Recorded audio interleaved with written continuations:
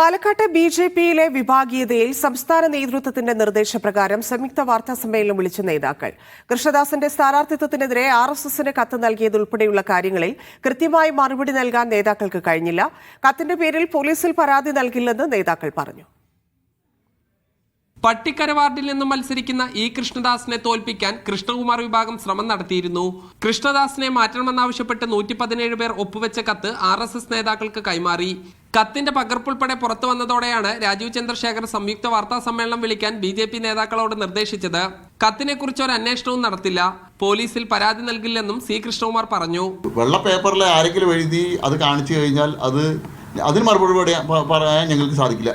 പാർട്ടിയുടെ ജില്ലാ അധ്യക്ഷനോ സംസ്ഥാന അധ്യക്ഷനോ പരാതി ലഭിച്ചിട്ടുണ്ടെങ്കിൽ ആ പരാതി ഒപ്പുശേഖരണം നടത്തിയ ആളുകളെ സംബന്ധിച്ച് ഞങ്ങൾ അന്വേഷിക്കണം. അന്വേഷണം വന്നാൽ പാർട്ടി നേതാക്കൾ തന്നെ കുടുങ്ങുമെന്നതിനാൽ ഒരു തരത്തിലുള്ള അന്വേഷണത്തിനും BJP തയ്യാറല്ല. ഏകപക്ഷീയമായാണ് സ്ഥാനാർത്ഥി പട്ടിക കൃഷ്ണകുമാർ വിഭാഗം തയ്യാറാക്കിയതെന്ന പ്രമീള ശശിധരന്റെ വിമർശനത്തിനും നടപടിയുണ്ടാവില്ല. സ്ഥാനാർത്ഥി പ്രഖ്യാപനത്തിന് ശേഷവും BJPയിലെ തമ്മിലടി തുടരുന്നതിൽ RSSന് അതൃപ്തിയുണ്ട്. മീഡിയ 1 പാലക്കാട്.